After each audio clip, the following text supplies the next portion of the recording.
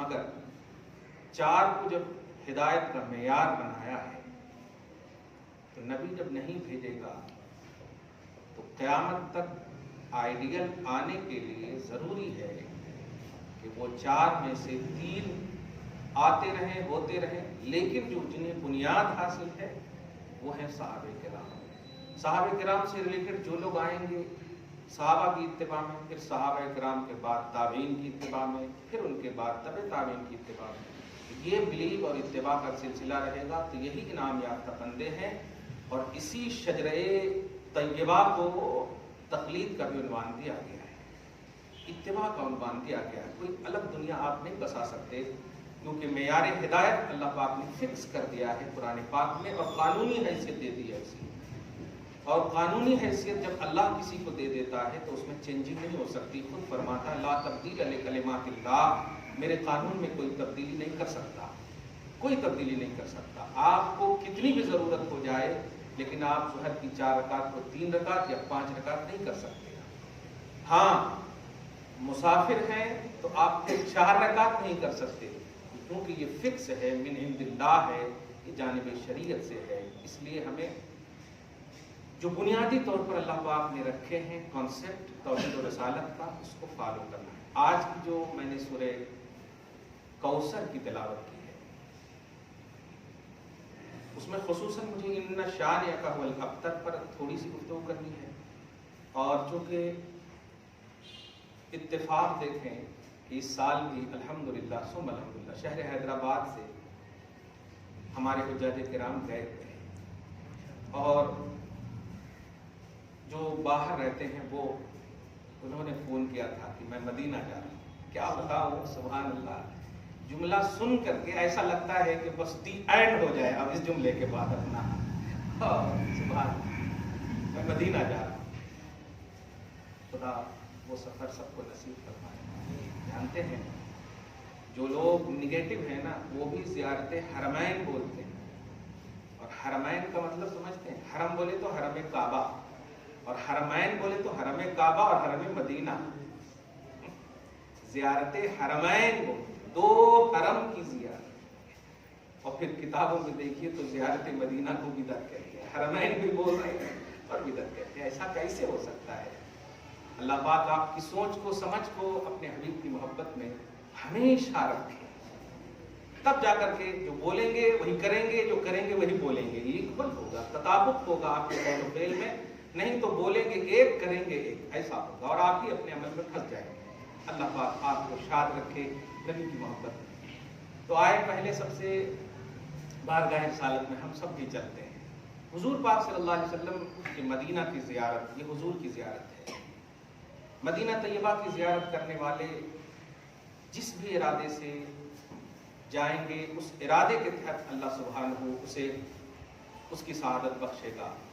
اسی لیے آقا علیہ الصلوۃ والسلام نے، آپ مشکاۃ شریف میں دیکھیں گے، مسند وغیرہ کے حوالے سے صراحتاً ارشاد فرمایا کہ جو کوئی زائد کا لفظ ہے، جو کوئی متعمدن یہ ارادہ لے کر آئے گا۔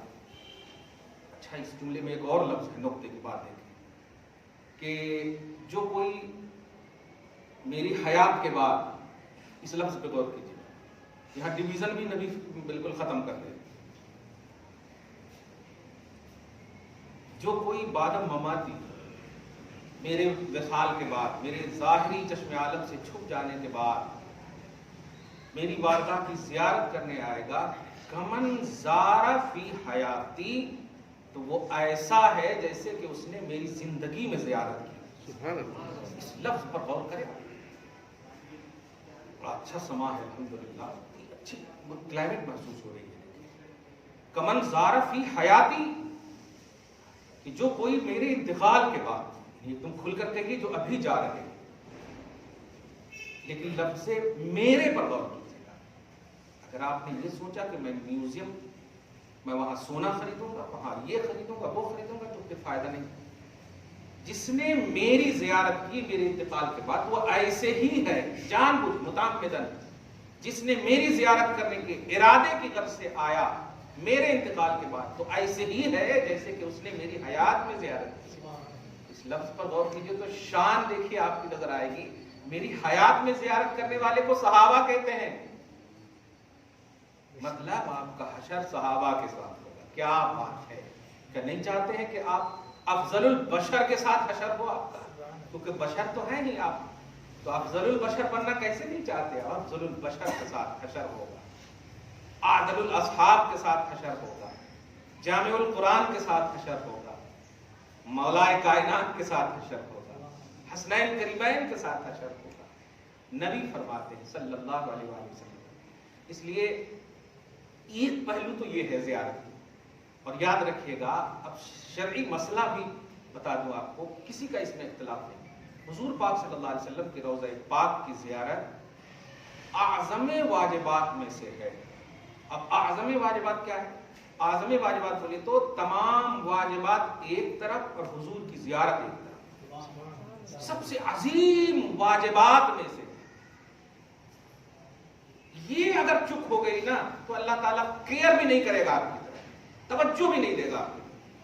یہ کمپریزن کے اعتبار سے بول رہا ہوں. حالات اپنی جگہ پر ہے, اضطرار, مجبوری, اکراه اپنی جگہ پر ہے. آپ کے پاس قدرت نہ ہو یہ اپنی جگہ پر ہے, لیکن دل تو ہے آپ کے پاس. اگر قدرت نہیں ہے تو ٹھیک ہے, لیکن دل متوجہ رکھے نبی کی طرف. یاد رکھیے گا, ایک بندہ ہے جو کروڑوں میل دور ہے لیکن دل متوجہ ہے رسول کی طرف, اور ایک بندہ ہے جو مدینہ میں ہے لیکن دل متوجہ نہیں ہے, کیئرفل نہیں ہے. تو اللہ پاک دور رہنے والے کو قربت مصطفیٰ کا شرف عطا فرمائے اور قریب رہنے والے کو دور کر دے گا. یہ جو بلیو اور تصدیق کا پہلو ہے, اللہ پاک بڑا خوش ہوتا ہے. آپ جانتے ہیں حضرت بلال رضی اللہ تعالیٰ, سیرت حلبیہ وغیرہ بڑی اعلیٰ کتاب ہے. بھائی صاحب کتاب کا مطالعہ کیجیے, محنتیں علماء نے کی ہیں. ابھی دیکھیے قریب 20 سے کتنے ہزار علماء, کتنے ہمارے علماء ہم سے گزر چکے ہیں. آپ کی قدر جو ہے نا, جب انتقال ہونے کے بعد جب کوئی نظر نہیں آئے گا نا ایکسپلینر صحیح, تب آپ کو محسوس ہوگا. آج امام بخاری کی قدر محسوس ہو رہی, امام مسلم کی قدر محسوس ہو رہی ہے. سیاہ ستہ بس کیسا ایک دم مزہ آتا ہے سن کر کے. آج امام غزالی کہاں ہے, امام رازی کہاں ہے, فضل حق خیرآبادی کہاں ہے. تو یہ سب جب چلے جاتے ہیں نا تب محسوس ہوتا ہے. بھائیو جب صحیح علماء چلے جائیں گے نا تب آپ کو احساس ہوگا. آپ کیا کریں, آپ کیا کریں. قدر مردم بعد رفتن, انسان کی قدر جانے کے بعد ہوتی ہے کہ یہ کیا تھا, کیسا تھا. اس لیے اس سے پہلے کہ آپ ناقدریہ بن جائے, آپ قدر کیجئے جو اہل قدر ہیں اللہ کی بات. درود شریف پڑھیں, اللہم صلی علی محمد وعلی آل محمد وبارک صلی اللہ تعالی. سیرت حلبیہ بڑا اعلیٰ عنوان ہے, ذرا دھیان دیں. کتاب کا نام ہے, آپ نیٹ پر بھی سرچ کر سکتے ہیں اس کو. بڑی آتھنٹک کتاب ہے, ہر ایک کا معتبر ہے. اور تاریخ ابن عساکر بھی بڑی آتھنٹک کتاب ہے. اور یہ تاریخ کا مطلب یہ آج کے نہیں ہے, آج تو نام رکھتے ہیں منصف لیکن غیر منصفانہ کام کرتے ہیں, سوچتے ہیں. تو تاریخ ابن عساکر یہ بھی دیکھیں آپ. ان کتابوں کا مطالعہ کریں گے آپ تو ان میں ایک اعلیٰ روایت ملے گی زیارت کے باب سے, اور اتنی محبت کی وہ روایت ہے کہ آپ کی باتیں کھل جائیں گی, آپ کے چہرے پہ آٹومیٹک مسکان آ جائے گا. کون نہیں جانتا بلال حبشی.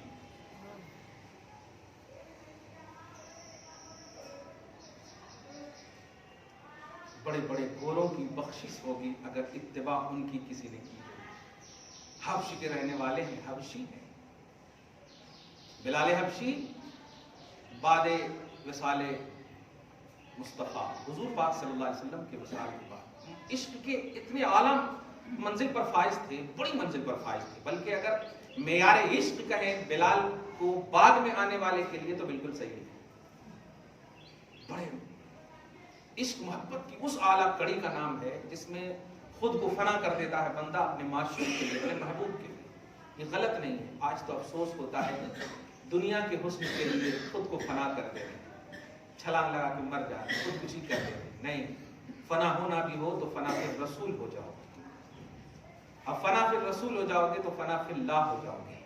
فنا فی اللہ ڈائریکٹ نہیں ہو سکتے. فنا فی رسول, عشق مصطفیٰ ہی فنا فی اللہ کی بنیاد ہے.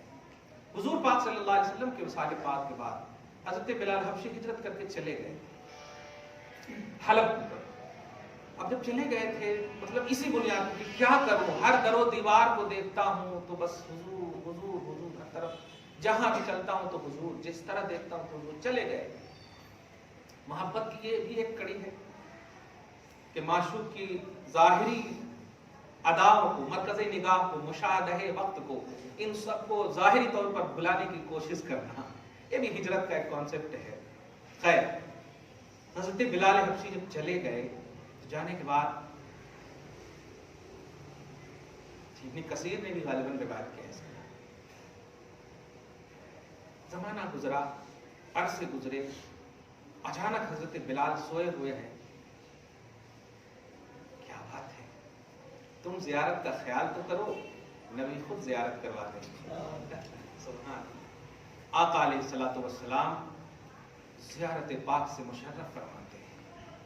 خواب میں زیارت، اس کو مذاق نہیں سمجھیے گا، کیونکہ وہ بڑے بڑے مورخین محدثین آپ کے مذاق کے لیے نہیں ہے، آپ کے بلیو کے لیے ہے، اتباع کے لیے ہے. انہوں نے ایسے ہی باوضو ہو کر کے اپنی زندگیاں نہیں گزاری، انہوں نے ایسے ہی پوری عقلیزی اور سب کچھ چھوڑ کر کے تن من دھن سے خدمت اسلام کے لیے اپنے آپ کو معیار اور بنیاد کا درجہ نہیں دیا ہے. چنانچہ کہتے ہیں جب زیارت سے مشرف فرمایا تو جملہ سنیے جو حضرت نبی اعظم صلی اللہ علیہ وسلم نے کہا ہے، ما آنا لکا یا بلال ان تزورنی یا ان تزورنا، او کما قال صلی اللہ تعالی علیہ وسلم ورضی اللہ تعالی عنہ. بلال کیوں مجھ سے بچھڑے ہوئے، کیوں مجھے دیکھنے نہیں آتے، کیا اب بھی وقت نہیں آیا کہ میری زیارت کو آپ نہیں آؤ؟ ما آنا لکا، تمہارے پاس وقت نہیں ہے میری زیارت کی. بس اس لفظ کو بار بار پڑھیے اور محبت کی آنکھوں سے مصطفیٰ جان رحمت کی طرف متوجہ ہوئیے. کون کہہ رہا ہے؟ تاجدار انبیاء، جن کے لیے آج کی امت کا ایک طبقہ یہ کہتا ہے کیا ضرورت ہے جانے کی، کیا ضرورت ہے جانے کی، کوئی ضرورت نہیں ہے جانے کی. اگر ایسی فکر ہے تو مت جاؤ، لیکن ہر ضرورت کی وہی ایک ضرورت ہے، یہ سمجھ کے جاؤ سب ضرورتیں پوری ہو جائیں. بلال کیوں نہیں آتے ہو؟ تمہارے پاس میرے لیے وقت نہیں ہے؟ تم تو بڑے پکے سچے عاشق ہو، کیوں نہیں آتے ہو؟ جس کا صاف مطلب یہ ہوا بلال میں چاہتا ہوں کہ آؤ. حضرت بلال اٹھے، بعجلت اٹھے اور بالکل کچھ کہے بغیر سامان باندھے رفتے سفر مدینہ کی طرف چل پڑے. دھوم مچ گئی بلال کے آنے کے بعد، دھوم مچ گئی. روایتیں جیسی بھی ہو لیکن میرا عشق بول رہا ہے. آپ کو نہیں ماننا مت مانیے گا، مگر مجھے لا کر کھڑا کر دیجیے گا کہ میں غلط ہوں، لیکن اس کو پھیلائیے گا نہیں ادھر ادھر نگیٹو انداز میں. بلال آئے، دھوم مچ گئی. اہلیان مدینہ نے جب بلال کو دیکھا تو وہی سما جو مصطفیٰ کے لب پر، مصطفیٰ کی آنکھ میں بلال کی اذان کے وقت دکھتے تھے، اہلیان مدینہ نے بلال سے وہی ریکویسٹ کرنا شروع کر دیا، بلال تم چلے گئے تھے، ویسی اذان اب تک صحرائے مدینہ نے نہیں سنا ہے، اب تک وہ آواز نہیں آئی.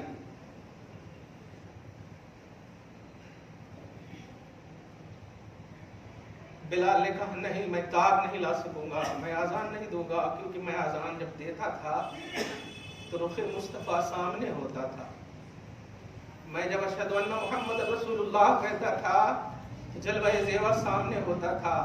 اب میں نہیں کہہ پاؤں گا، نہیں کہہ پاؤں گا. ضد نہ کرو، ضد نہ کرو. کسی کی بات نہیں مانی.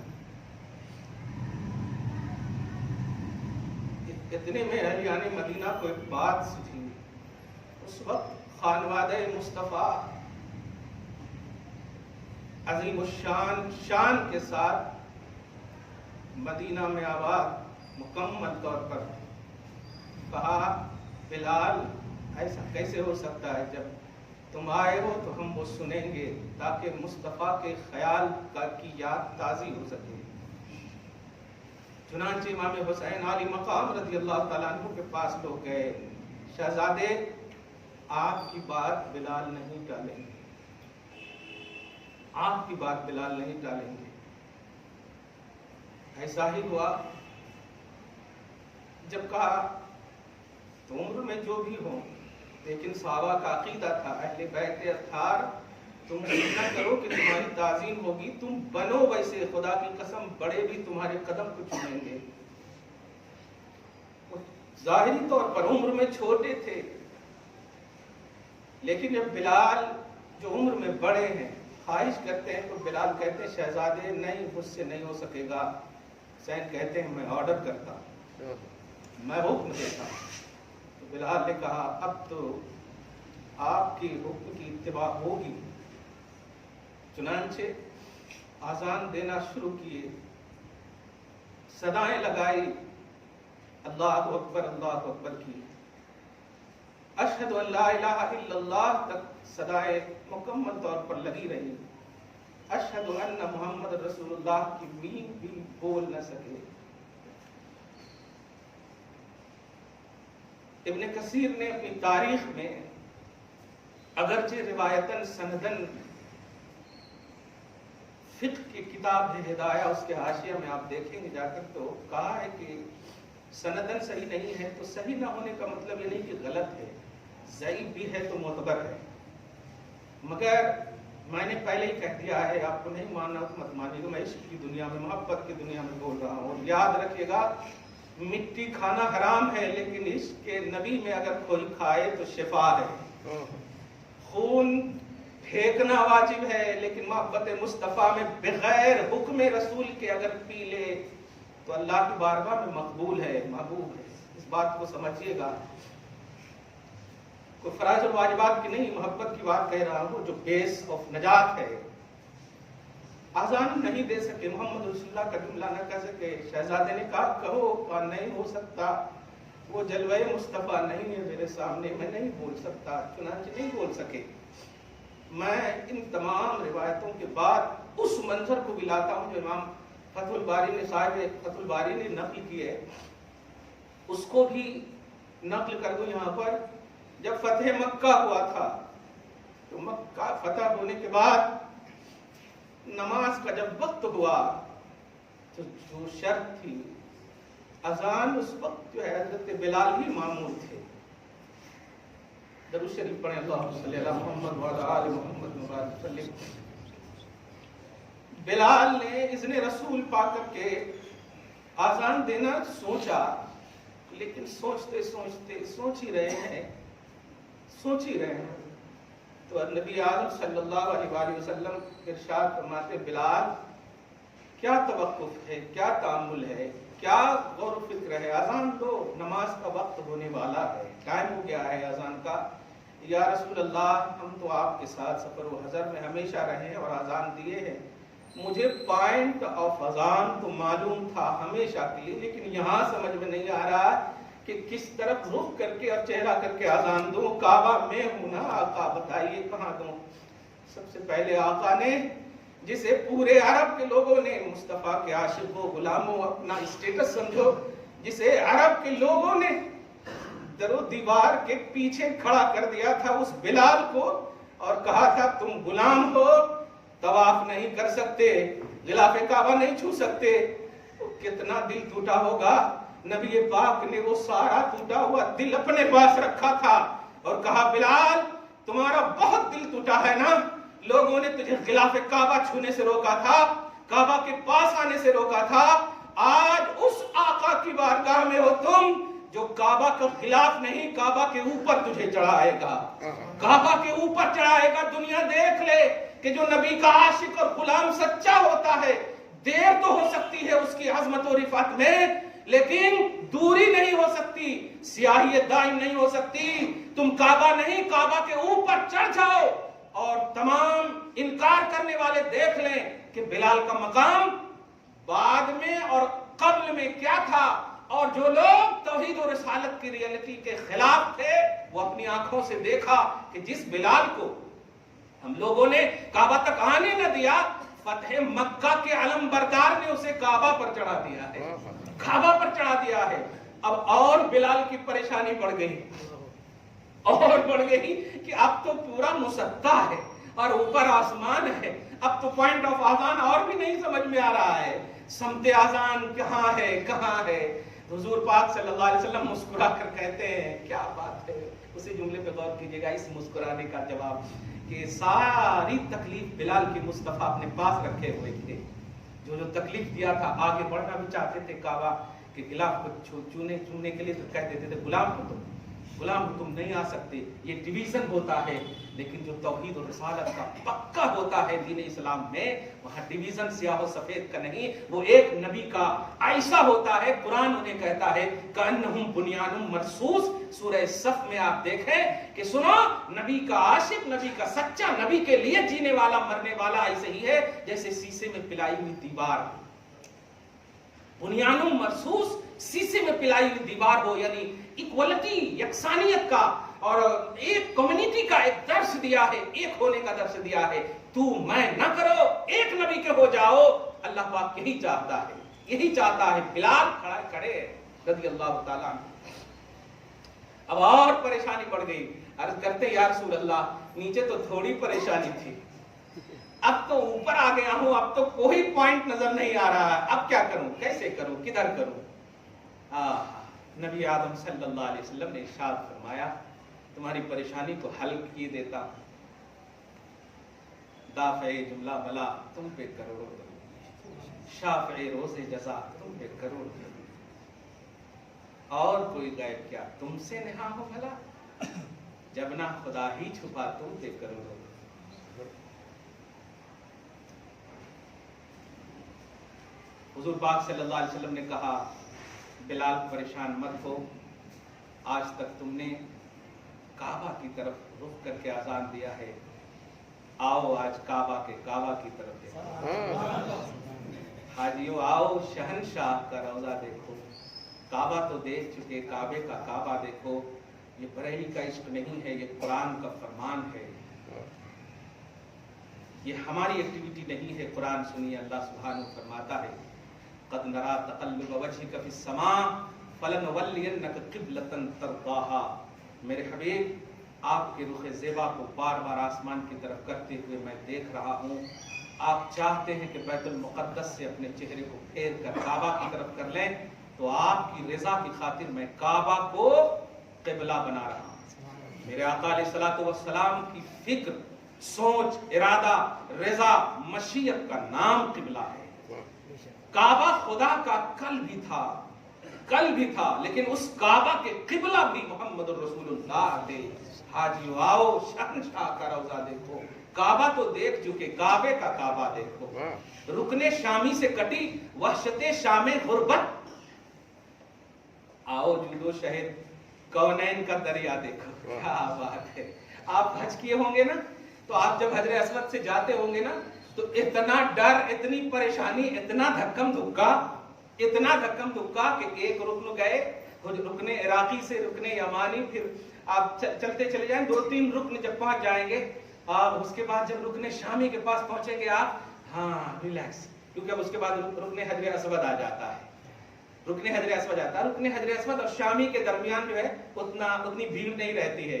اسی کی منظر کشی کہ جب حجر اسود سے چلے تھے کتنی پریشانی تھی تمہیں، پریشانی تھی رکن شامی پہ، شام غربت، پریشانی، مفلسی، کیا ہوگا، کیسے ہوگا، یہ تھی نا، تو وہاں تمہیں رکن شامی میں وحشت غربت ختم ہوئی نا، یہاں جودو شہر کا دریا دیکھ لو، کیا بات ہے۔ مدینہ میں آؤ گے تو کوئی ایسا رکن نظر نہیں آئے گا جو تمہیں وحشت دے گا، ہر رکن مصطفیٰ میں سکون ہی سکون ہے، ہر رکن مصطفیٰ میں سکون ہی سکون ہے، جدھر دیکھو جالی کا حصہ، جہاں دیکھو ریاض الجنہ، جیسا دیکھو باب السلام، جہاں چاہو جیسے چاہو، بس مزہ ہی مزہ ہے، سکون ہی سکون ہے، کیا بات۔ درود شریف پڑھے، اللہم صلی علی محمد وعلی آل محمد وبارک وسلم صلی اللہ تعالی علیہ وسلم۔ جو حجاج کرام گئے ہوئے ہیں حرمین کی زیارت کے لیے، اور خصوصاً اب وہ مدینہ کی طرف کوچ کر رہے ہیں، چاہے وہ بعد میں گئے ہوں یا پہلے گئے ہوں، یقین جانیے کہ اگر پہلے گئے ہیں تو سارے ارکان کی قبولیت کی ضمانت ہے وہ، دھیان دیجیے گا، اور بعد میں جائیں گے تو سارے ارکان میں جو چک ہوئے ہیں نا اس کی معافی کی ضمانت ہوگی۔ یقین جانیے کہ حضور پاک صلی اللہ علیہ وسلم کی بارگاہ ہی سے آپ کو قبولیت حج کی سند ملے گی۔ ظاہر قبولیت حج تو ایک چھوٹا سا عمل ہے، اگر غور کریں، مغفرت جو سب سے بڑا عمل، قبولیت حج آپ کو دے دیں، ایک حج آپ کو قبولیت کا پروانہ مل جائے اور اللہ کہے ٹھیک ہے حج میں نے قبول کر لیا، لیکن ابھی اس سے بڑی چیز ہے مغفرت، جو اینڈ ہے آپ کی لائف ہے، آپ کی زندگی کا، یعنی بخشش ہوگی تب ہی صحیح ہے۔ اچھا کام کرے آپ کو اس کو اجر دے دے اللہ تعالیٰ کو، ٹھیک ہے، لیکن مغفرت جو معاملہ آخری کا ہے، جو میں دعا میں بھی کرتا ہوں، حصول جنت کی تمام راہوں کو آسان سے آسان تر کر دے، کیونکہ حصول جنت آخری پہلو ہے، جنت حاصل ہونا ضروری ہے اور وہ بغیر مغفرت کے نہیں ہے۔ اور اللہ پاک نے ابھی جو کہا میں نے قبولیت حج کی سند، بھائیوں اچھے سے سنو، محبت سے سنو، جتنی بھی کچھ کہنی ہے مجھے کہتے رہو۔ بارگاہ رسالت میں جب پہنچو تو جانتے ہو، دنیاوی طور پر کہوں، جیسے دنیا میں اگر آپ کھڑے ہو کہیں آفیسر کے گھر کے باہر انتظار کر رہے ہو تو آپ بے توجہی، غفلت، گلاٹے، مذاق کر سکتے ہیں، لیکن جیسے ہی آفیسر آئے گا تو آپ کیسے تیار ہو جاتے ہیں؟ کیسے تیار آ گئے ہو جاتے ہو نا تیار؟ یہ دنیا کی مثال دے رہا ہوں۔ ایسے ہی آپ آدھا گھنٹہ نہیں، پورے 24 گھنٹہ تک مجھے دیتے رہو، آپ گالی چیختے رہو میرے خلاف، بولتے رہو بدعت کا فتویٰ، جو کرنا کرتے رہو، لیکن خیال مصطفیٰ جس سیکنڈ میں آئے نا، فوراً سب کچھ فارمیٹ کر کے ادب کا نذرانہ پیش کرو۔ خیال مصطفیٰ آئے تو چھوڑ دو، میں گالی کے بھی لائق نہیں ہوں اس وقت۔ مصطفیٰ کی بارگاہ کا جب خیال آئے تو تردد نہیں، تأمل نہیں، تصدیق لاؤ، محبت لاؤ، یہ چیز لاؤ۔ آپ حضور پاک صلی اللہ علیہ وسلم کی بارگاہ میں ابھی کہا ہے قبولیت حج، مت کرو حج اگر تمہیں حاجی کہلانا ہو، اگر تمہیں پروانہ نجات، پروانہ مغفرت، پاد شفاعت مصطفیٰ، یہ سب عنوان لے کر کے حج کرنا ہے تب حج کرو، ورنہ اپنے ماں کے قدم کو چومو گے تمہیں حج کا ثواب مل جائے گا۔ ثواب کی خاطر، حاجی بننے کی خاطر لاؤ نا، میں سند دے دیتا ہوں حاجی بننے کی، لیکن کیا ہوگا؟ نبی ناراض ہو جائیں گے۔ 35 حج، 80 حج، تم بتاؤ، امام اعظم نے 55 حج کیے ہیں، کبھی عنوان بنا؟ امام حسن نے 25 حج کیے ہیں، کبھی عنوان بنا؟ کبھی عنوان نہیں بنا، کیونکہ عمل عنوان نہیں ہے، بارگاہ مصطفیٰ میں مقبولیت عنوان ہے، مقبولیت عنوان ہے۔ آج تک صحابہ کرام میں کتنے حجاج کرام ہوں گے، لیکن ان کا عنوان اگر ہے محبت مصطفیٰ عنوان ہے، بارگاہ مصطفیٰ کا ادب و احترام عنوان ہے۔ قرآن نے یا ایھا الذین آمنوا لا ترفعوا اصواتکم فوق صوت النبی، یہ عنوان بنا۔ اے صحابہ کرام کی جماعت، بارگاہ رسالت میں جب رہو تو ادب و احترام کے ساتھ رہو، اپنی آوازوں کو بلند نہ کرنا۔ کیوں؟ عمل کیوں نہیں عنوان ہے؟ انت تحبط اعمالکم وانتم لا تشعرون، کیونکہ میں نے عمل کو بیس ہی نہیں رکھا، بلکہ بارگاہ رسالت میں اگر ذری سی بھی چوک ہوئی تو سارا مقبول عمل بھی میں برباد کر دوں گا۔ ان تحبط اعمالکم وانتم لا تشعرون، تمہارے سارے اعمال برباد ہو جائیں گے، اور برباد کا جملہ بتا رہا ہے کہ اس کا مطلب وہ عمل قابل آباد تھے تب تو، ورنہ بربادی کا مفہوم کیا ہوگا؟ تو مقبول عمل بھی برباد ہو جاتا ہے اگر در مصطفیٰ میں کوئی چوک ہو جائے، احساس مصطفیٰ میں کوئی چوک ہو جائے۔ قرآن سورہ حجرات میں دیکھیں آپ جا کے، یہ کوئی منسوخ کتاب نہیں ہے، یہ قدیم کتاب ہے، کنٹینیو رہنے والی کتاب ہے، کانسٹیٹیوشن آف اسلام ہے، اسلامی قانون ہے، اور اس کو فالو کرنے والے ہی کو مسلمان کہتے ہیں۔ مسلمان ہیں آپ تو قرآن پاک کا یہ عنوان دیا گیا ہے، ادب مصطفیٰ، احترام مصطفیٰ، تعظیم مصطفیٰ، یہ سب سے بنیادی حیثیت رکھنے والی چیز ہے۔ چنانچہ درود شریف پڑھے، اللہم صلی علی محمد وعلی آل محمد وبارک وسلم صلی اللہ تعالی۔ قبولیت حج بالکل مل گئی، قبولیت نماز بالکل مل گئی، قبولیت روزہ بالکل مل گئی، قبولیت نماز، سب کچھ آپ کو مل گئی، لیکن ایک ہے جن قبولیتوں سے بھی سب سے بڑی چیز ہے، اور وہ ہے بارگاہ مصطفیٰ سے آپ کو شفاعت ملی، شفاعت کا پیمانہ ملا، نذرانہ ملا، شفاعت کا نبی علیہ الصلوۃ والسلام کی بارگاہ ملی۔ اللہ پاک فرماتا ہے در حبیب سے ہو کر آنے والوں، یہ میری سنت الہیہ ہے، دائمہ ہے۔ مغفرت غفار تو میں ڈائریکٹ ہوں، لیکن مغفرت انڈائریکٹ کرتا، پوائنٹ نوٹ کیجئے گا۔ غفار ڈائریکٹ ہوں، بخشنے والا ڈائریکٹ ہوں، میری غفاریت پر ایمان لائے ہو بالکل صحیح ہے، لیکن میری مغفرت کا جو محور ہے، مرکز ہے، پوائنٹ آف مغفرت جو ہے وہ در مصطفیٰ ہے۔ قرآن پاک سنیں سورہ النساء سورہ نمبر 4 کی آیت نمبر 64، اللہ پاک فرماتا ہے لو انہم اذ ظلموا انفسہم جاؤک، اے گنہگارو، میں بار بار ایک جملہ کہتا ہوں، گنہگار ہونے میں یقین ہے ہمیں، نیک ہونے پر شک ہے کہ ہم اونلی آل نیک ہیں یا نہیں۔ صحیح ہے کہ نہیں؟ آج کی تاریخ میں بتاؤ آل ان آل نیک ہو؟ نہیں بول سکتے۔ آپ پانچوں وقت کی نماز پڑھ لیں نیکوکار کہلائیں گے، لیکن پوری لائف میں آپ کبھی غلطی نہ کریں، یہ ممکن نہیں ہے۔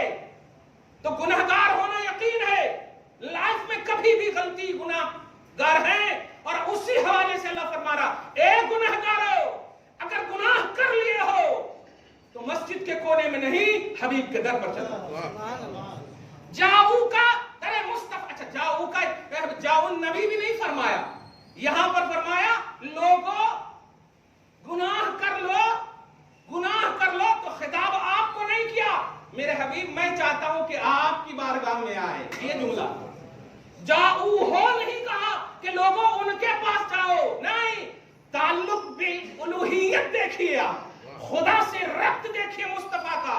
گنہگارو تم کہیں بھی رہو، تم میرے عنوان اسی وقت بن سکتے ہو جب میرے حبیب کی بارگاہ میں آؤ گے۔ جاؤ کا لوگوں تم گناہ کیے ہو، حبیب گنہگار آ رہے ہیں، میں کہتا ہوں کہ آپ ذرا توجہ عطا کریں، کیا بات ہے۔